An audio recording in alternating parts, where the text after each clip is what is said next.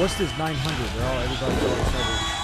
You also said. Are you kidding me? The 900 is. I would never made that. Thank you. Thank you. This is the best day of my life. I swear to God. But then you bring in Satan into this, into the branding and all that. You were a skateboarder in the 90s, skated with, they call him the Birdman, is it?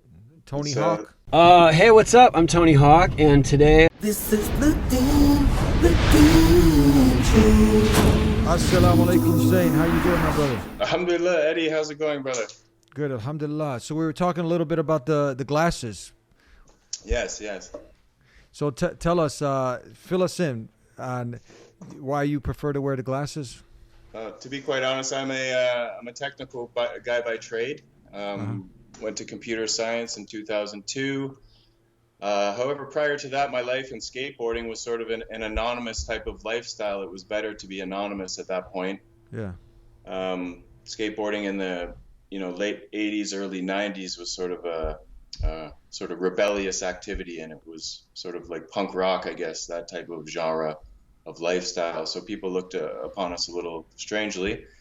So at those points, we had a lot of run-ins with security guards and things. So it became habitual to sort of not reveal your name in a certain way. But nowadays, we all know with these new Netflix things exposing what's happening on with social media, taking all your data, it's sort of just a privacy thing. It's sort of just a preference. Not hiding myself from other people.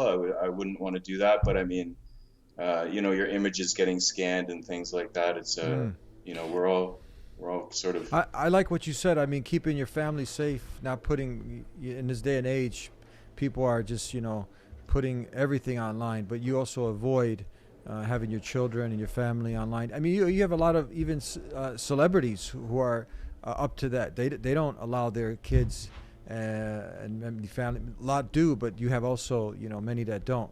So you prefer, and that's, I think, safer route. I mean, protect from. It is. I mean, I'm not trying to fall into the trap of doing selfies all the time and becoming some vainglory person, right? Which is, again, I'm a type of guy as a skateboarder. Like I said, growing up, we were sort of anti-mainstream at that point. So this sort of mindset is still in my head, where I see a lot of people playing on the phones, playing on the tablets, and playing, entertaining themselves and staring at other people's lives. You know what I mean? Sometimes we have to use the computer as a tool and not a toy, right? It's not always a play toy. And to make that distinction, I think is clear. There has to be a point where, taking selfies of yourself, you have to reflect on that in a way where it's not very productive in a way, right? So. Did the Deen play any part of that? Because you do have, obviously, in the Deen, you have the evil eye, you have hasad, you have these things. Did that concern you at the same time? It did, actually. From my early days in Islam here, so 10 years ago, I was hearing, some brothers, they were mentioning during Ramadan, during Eid, some brothers don't like their picture taken, so be careful of that. And I heard a couple lectures as well about people discussing, the pros and cons of taking pictures of yourself, and whether Prophet Muhammad, peace be upon him, would engage in this type of behavior, right? Now, some people keep it for remembrance or memoirs, and some people are doing it really just for the likes and the fan base, so to speak, right? There's no real purpose other than they want gratification in a way, right? They're lusting after that like or that comment or something, right? And I don't follow that trend. I don't need that type of admiration, right? So it's a good reminder for all of us. Yeah, inshallah. Tell us, so you were skating with the likes. You were a skateboarder in the 90s. Skated with, they call him the Birdman, is it? Tony Hawk. Tony Hawk, the Birdman. Yeah, he used to do demos all around before he was really famous for his video games and his the 900 and all the things he's done. He has done quite a bit for skateboarding, obviously as an ambassador. But he's just a regular guy back in the 90s. He wasn't famous where we would attack him. It was a roller rink in the Toronto area where he would do demonstrations, and we went there, and we met Tony Hawk face to face and a bunch of other big names back then. Alhamdulillah, it was a tight knit circle back there, so to speak. At what age did you start skateboarding? I started skateboarding in at the age of 12, I believe, was my first board. First professional board, though, was I think 14 or 15. So it's been quite a run, right? The kids at the skate park still ask me today. It's have that younger look. So how long have you been skating? And I'm saying, 30 years, bro. So is Tony Hawk, for those that don't know, is he like the Michael Jordan, LeBron James of skateboarding? Exactly. He's the, when you say skateboarding, extreme sports, he's the spokesman nowadays for skateboarding, right? So I think everybody who's 40 and under knows who Tony Hawk is for sure. The video game is one of the most worldwide selling video games. He just re-released another one, and he's always in the limelight for something, right? I want you to, you shared something with us, and I want you to take us through this. We're going to go through this video together. Yeah. We're going to help you educate us a little bit on this. And there's one part of it that actually caught my attention. Never before in history of competition have we seen a 900. 900! Oh!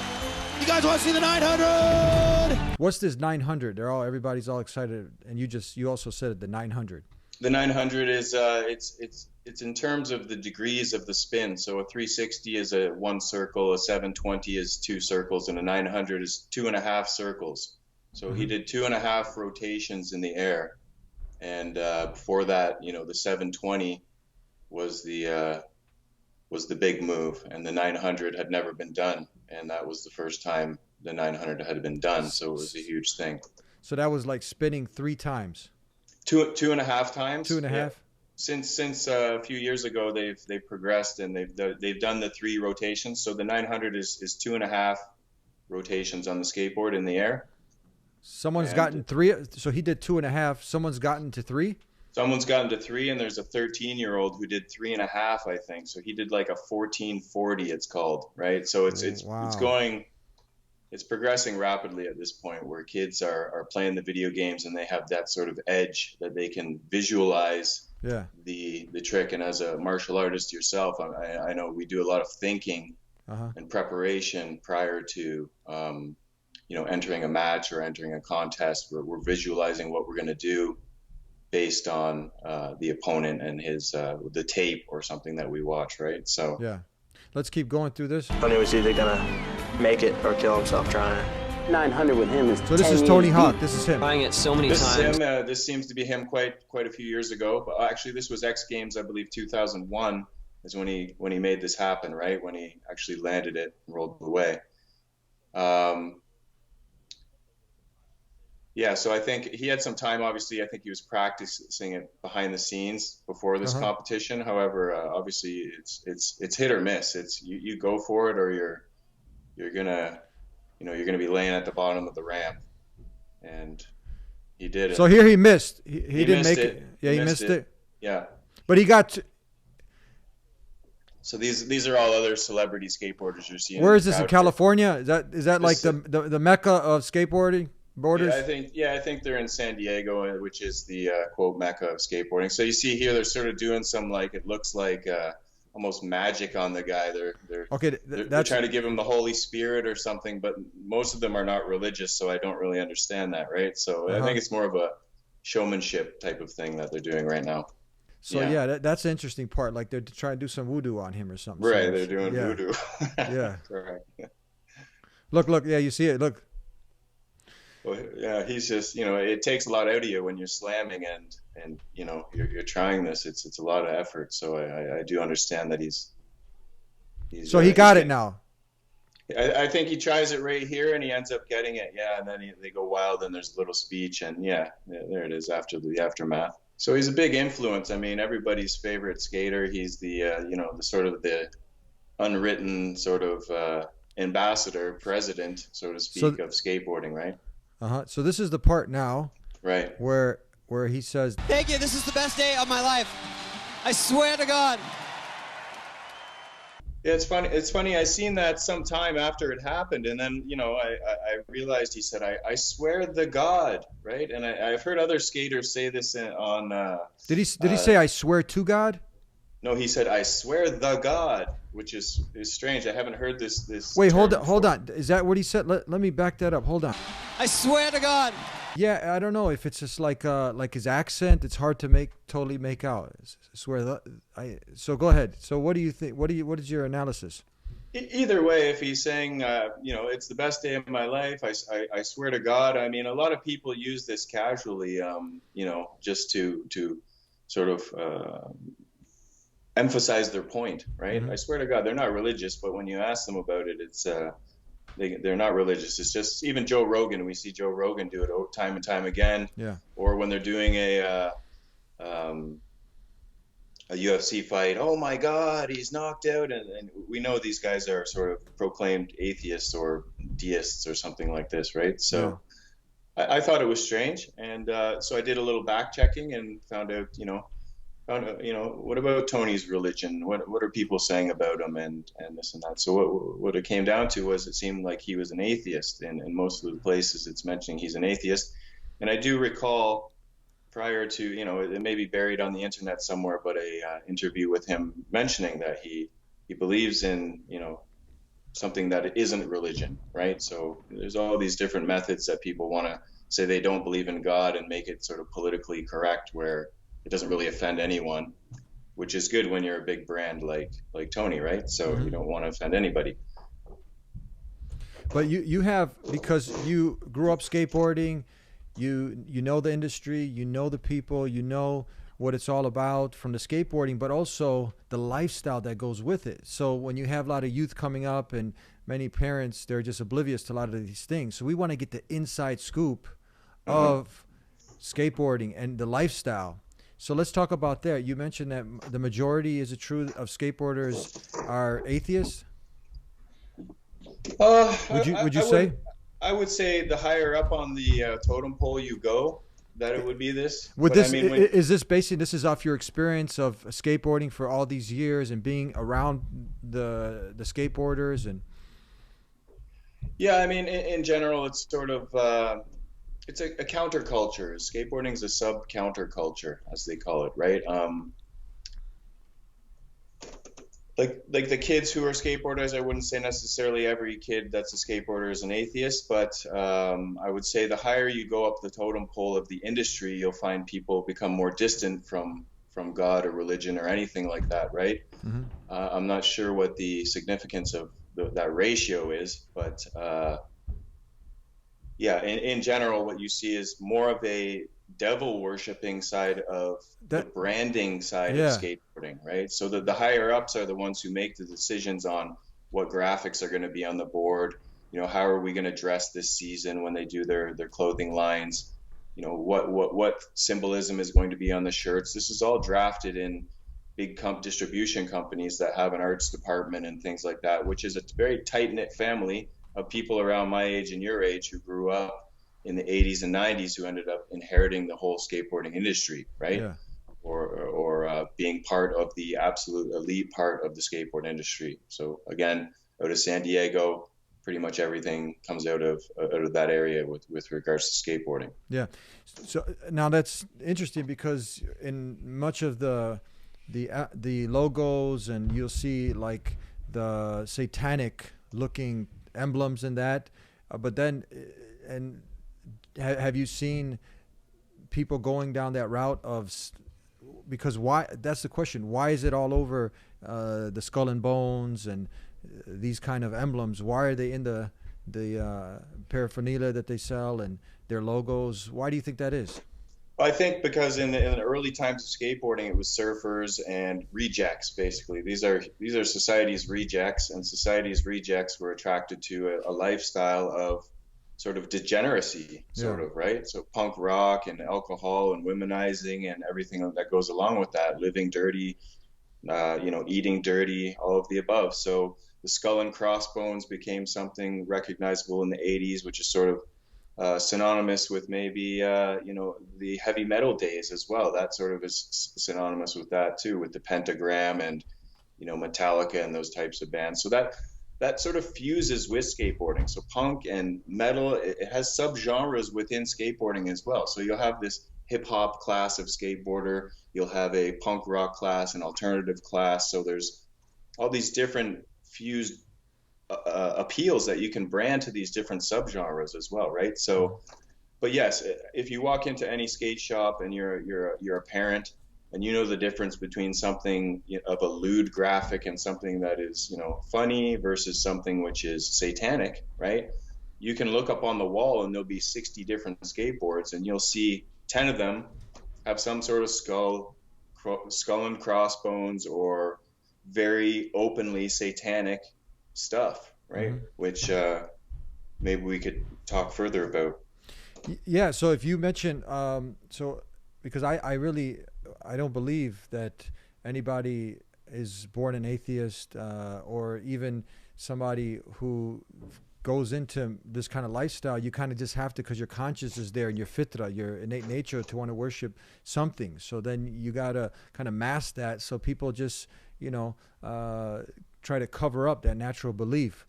But then you bring in Satan into this, into the branding and all that. But then I've talked and spoken to a lot of people, and this is what convinced them that there is a God, is that, if there's a devil, if there is, and you see all this evil that's happening in the world, there has to be a God, a creator. So it's just interesting that that now, even in what you would think is innocent, my child or my, is coming up with the skateboarding, parents and we just people in general have to be careful, would you say, because, okay, it's one thing you're skateboarding in the backyard, but now if you really get into the group culture and the skateboarding culture, it could be very dangerous, would you say? I'd say it depends. Like I said, there's bad apples everywhere. Yeah. Right. But I mean, if you have a good group of friends, which my son, we go to the skate park like almost every day. It's actually snowing up here in Canada now, so I think the skate season is over. But we sort of pick and choose the nice kids. We find the kids that have decent habits, and we try to stick with them. And the ones that don't, we try to give them a little bit of a good influence. We try to pump them up a bit. We know that they're coming from broken homes and strange environments, and that's what it comes down to with parents. Is you're sending your kid to an environment, whether it's a baseball field, a hockey rink, or the mats in a gym, the skate park. You have to sort of guide your kid before you send them in there, and know that like this environment has certain aspects and terrains that I have to know myself as a parent what's really going on in there, right? Yeah. What kind of music is associated with skateboarding? Are these kids swearing every 5 seconds? How is this going to affect my child? These are questions. I see a lot of parents at the skate park, and I'm skating around. It gives me an excuse as a 40-year-old guy to run around, right? So they normally sit there and they're just playing on their phones, right? And I get to the point where it's like, this isn't a phone playing. You should be watching your kid. You should be paying attention to your kid. You should be showing your kid that you care about this hobby, and you're not just staring at your phone like a drone, right? Yeah. And it's not a good influence to me in an active space for people to be doing something like playing on the phone which is very it's harming, to be quite frank, right? It's not progressive or creative. It's very lazy. It's lax. So not necessarily that skateboarding is something bad, but now if you get deeper into the culture, it can be it could be something that could be dangerous.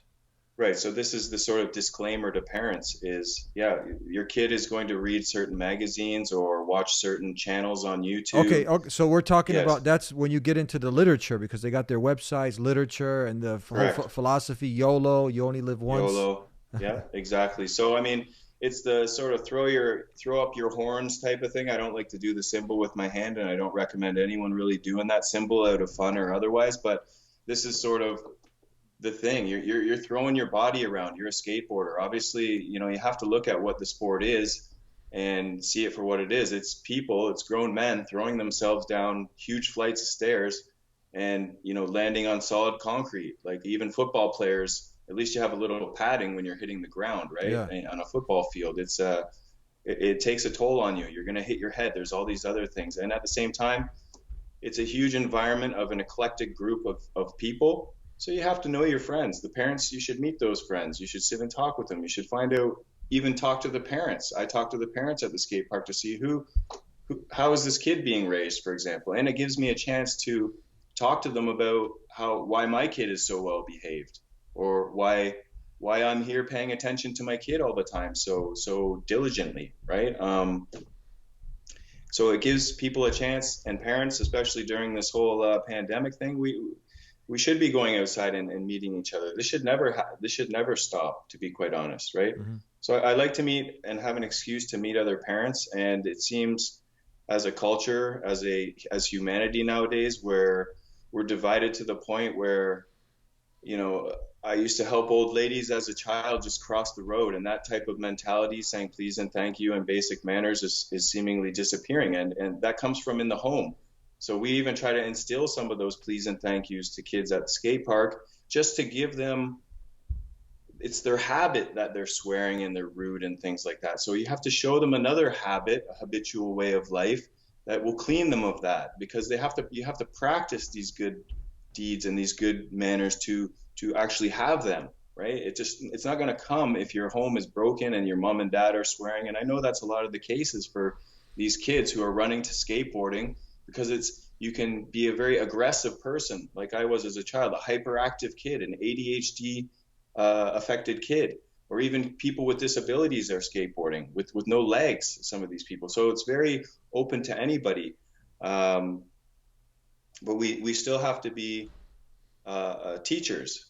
Even our children are teachers for other kids. When we send our kids to public school and you're expecting your kid to come home shiny like a diamond, you don't know you've sent your kid to a environment where there's 99% of bad manners. How do you expect, what logic are we using to say if we send our kid to the garbage dump that he's not going to come home smelling like garbage, right? This is crazy. This is illogical. We are pretending as Muslims that this is safe to send our kids to certain environments, and they're not going to come back affected. Even on the computer, even on those certain channels that we watch, it's going to affect us because it's going to become a habit that we're used to, and then we're just going to emulate that either good or bad behavior, right? So inshallah, every day is a test for the believer. You're going to run into people, and you should take advantage of those tests, no matter how small it is, to get a little bit of goodness across to someone. Yeah. Even if I'm not perfect. I'm not saying I'm perfect at all. I have a lot of shortcomings, but when we look at the X-ray vision into other people's homes, trust me, they have much more problems than we. Even if we're the worst Muslim, alhamdulillah, we have Islam. We can say one ayah and help someone, and we can even just talk to them about the oneness of the Creator, right? This is very powerful to some people because they never hear it all day long. Wow, so you said some words. You said Alhamdulillah, which means all praise to the Creator of the heavens and earth. In Arabic, Allah. You said Islam. So you actually, for people who are tuning in and wondering, is he Muslim? You just gave it away.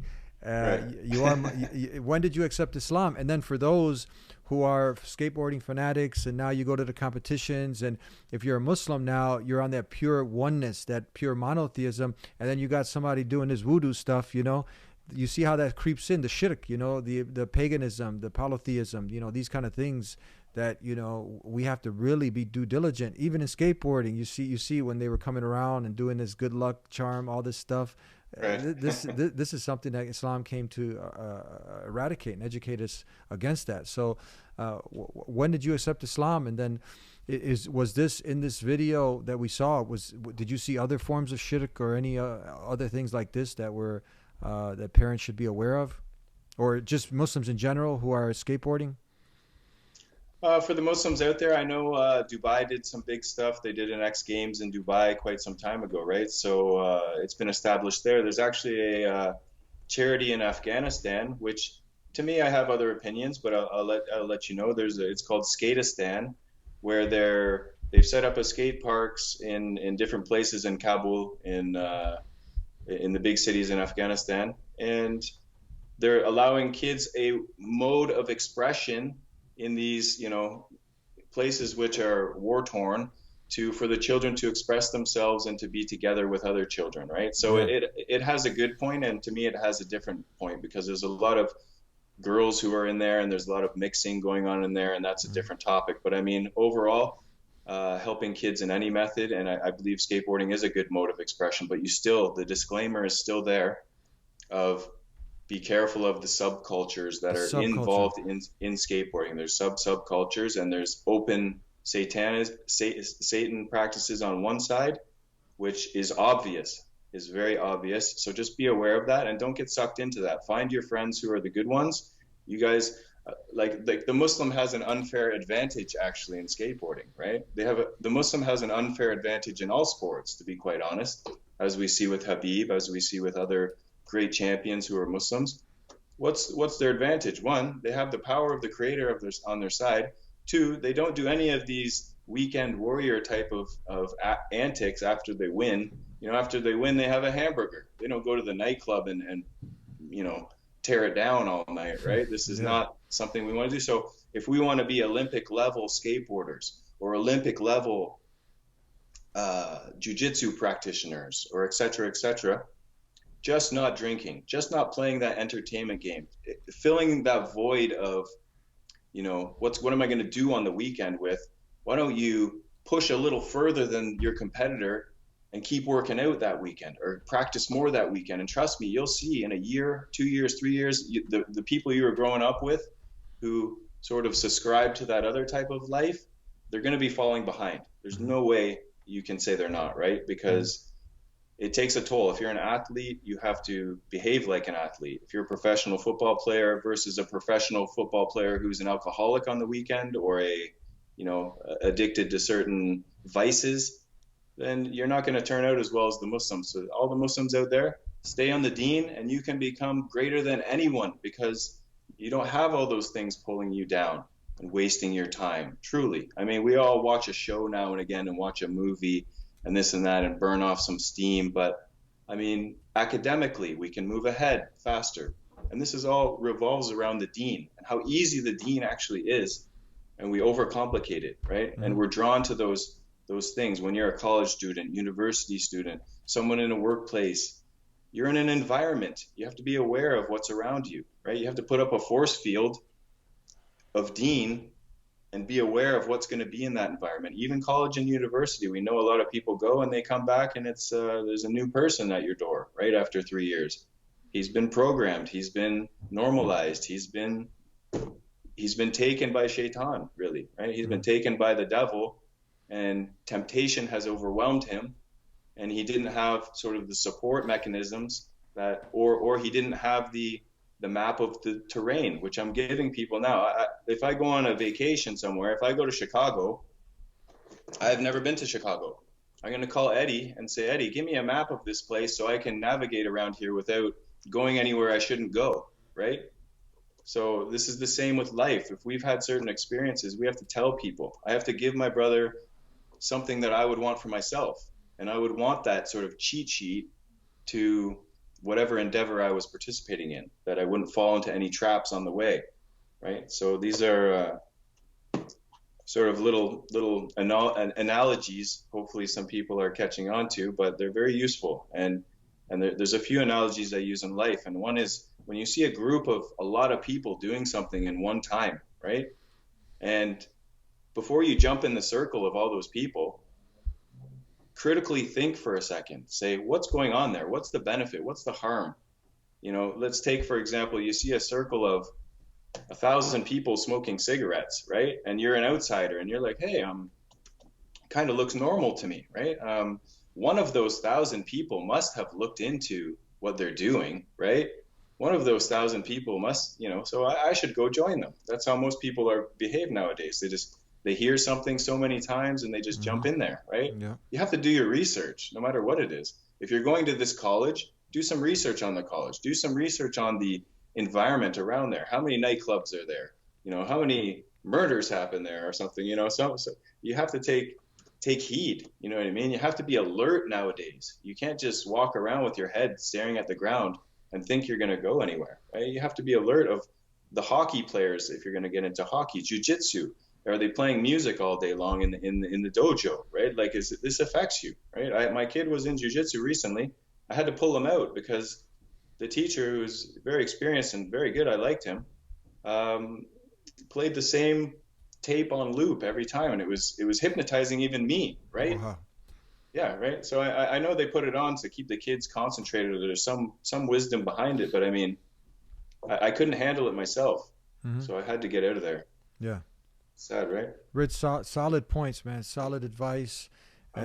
Before we conclude, tell us, if you had the opportunity to talk with someone again like Tony Hawk, who's now up there in age, he can see that. Is he also becoming now for the new generation that are coming up? Like people now are forgetting who Michael Jordan, who, like, you start to get the new generation comes in, and now you got what you said, he was doing the 900. You got kids now doing the 40. So he's Right. gotten up in age, and I'm sure he's seen people around him that have died, Right. now to get him to think, purpose of life. Why am I here? What am I living for? Where am I going when I die? What kind of things would he, because you obviously got turned out to Islam, submission to the creator, not the creation, and this is your way of thinking now is formulated by this way of life. So if you would get a chance to talk to Tony Hawk, what would you tell him? I would say that obviously we're all getting old in age, right? And we don't know when the time's going to come, whether it's an accident from extreme sports or whether it's walking down the street and, it's your time and your heart goes. And at this time, currently in skateboarding, a lot of the legends and filmers and some of the, the guys who work in the behind the scenes of skateboarding, yeah, they're dying. Tony's going to funerals probably every year. He's going to bury one of his friends. And I don't know what the proceedings are like, but when we're told as Muslims, reflect on the afterlife. And to humble yourself, go and visit the grave. Go and visit the grave and look at the ground and contemplate. You're going to be in there, right? One way or the other, you're going to be in there. And another thing, for someone who doesn't have a lot of Islamic education or hasn't had time to read Quran or Hadith or even the Bible or any of these books, I would say, like Tony, he should maybe he's averse to reading those things, right? So the fact is, before you were alive, right, to Tony Hawk, before you were here on this planet, you weren't here, right? And then you don't remember being a baby, but now you're grown up, right? So before you were nothing, right? Then you became something, that you had consciousness. Then you're going to die and you're going to be nothing again. Then you're going to be revived again and you're going to have consciousness. So to say that's impossible would be to say you deny your own existence now, right? Because you were nothing before. We can agree on that. We weren't a thought before we were born, right? Then we became the baby that needed to be helped, etc. Then you're going to become old and you're going to need to be helped. Whether you're a billionaire, a multimillionaire, someone may be, changing your diapers in a few years, right? And it's time to think before that time comes and to reflect on the grave. You're burying people every day. Remember, you were nothing. So a lot of people say, man, when we die, we're just going to become, it's blackness. The dream is over. But it's another analogy is when you're dreaming and you wake up and you felt like that was real, right? It's the same thing when you die. You're going to just go to sleep into a dream state. You're going to wake up in the grave, and depending on how you were as a human being here on earth and the religion you follow and the truth that you followed and the creator that you followed, then you will be judged accordingly, even in the grave. So I wish him the best. I can't say he's not an intellectual man. So the intellectual side is there, and it just comes down to make an effort. Know the people who are around you. Know that 1/3 of this entire planet is Muslim, and you do business in Muslim countries for sure, right? Your products are in Muslim countries.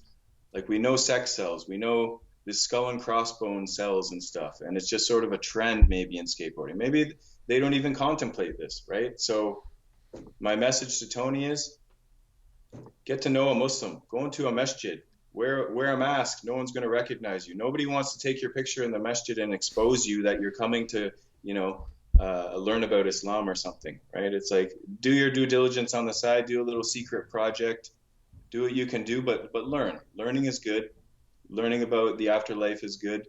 And the key conditions of being a Muslim are two simple things. You believe in one God, right? You believe in one creator. You believe that creator that created the sun and the moon and the universe and the stars that we see at night was not a man, right? Very simple. It's some superhuman being that you can't even fathom.